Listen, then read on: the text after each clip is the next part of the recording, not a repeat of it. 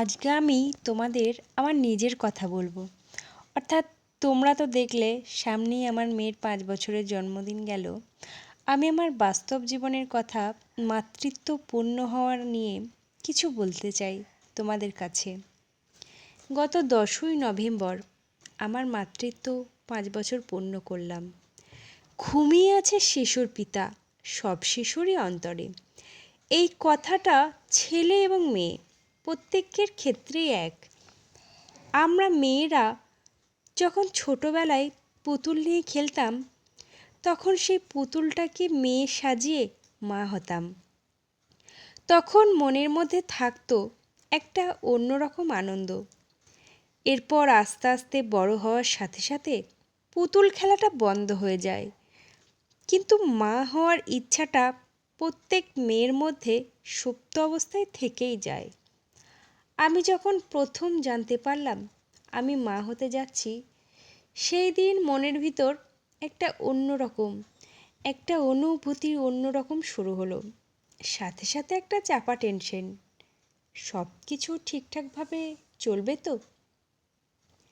এইভাবে অপেক্ষা, দুশ্চিন্তা, ভালোই মন্দই মাসগুলো কেটে গেলেও সমস্যাটা হলো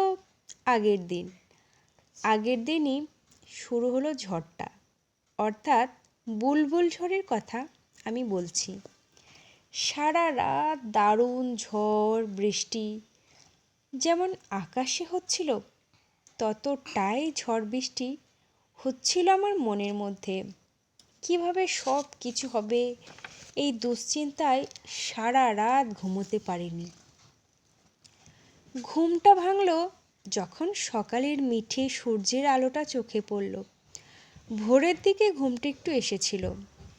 সকালের রোদটা দেখে কি ভীষণ আনন্দ হলো। তারপর নার্সিংহোমে গেলাম। নার্সিংহোমে যাওয়াটা আবার অন্য রকম অনুভূতি। ডাক্তার দেখাতে যাওয়া এক রকমের, আর মাতৃত্বের জন্য নার্সিংহোমে যাওয়া আমার মনে হয় সব মেয়ের কাছেই এটা একটা অন্য রকম উপলব্ধি, বাস্তব আর স্বপ্নের ঠিক মাঝামাঝি। তারপর যখন ওটিতে ডাক্তার দেখালো একটা ছোট্ট পুতুলকে, আমি দেখলাম সেই পুতুলটাকে যাকে আমি আমার মেয়েবেলায় নিয়ে মা খেলতাম। কিন্তু সেই পুতুলটা কাঁদতো না, আর ডাক্তারের হাতে থাকা পুতুলটা ভ্যাঁ ভ্যাঁ করে কাঁদছে। আমি জানলাম আমি এক কন্যা সন্তানের মা হয়েছি। রাত জেগে বসে থাকতাম মেয়ের কান্না শুনবো বলে। রাত জেগে মেয়ের কান্না শুনতেও ভালো লাগে।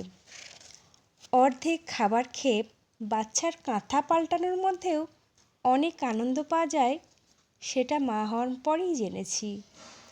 তারপর এইভাবে দিন মাস বছর যেতে শুরু করলো। মেয়ে বসতে শিখলো, দাঁড়াতে শিখলো, আদো আদো স্বরে মা বলে ডাকতে শুরু করলো। কোলে নিতে নিতে কখন যে 5 বছর হয়ে গেল বুঝতেই পারলাম না। কেমন লাগলো আপনাদের আমার মা হওয়ার অভিজ্ঞতা?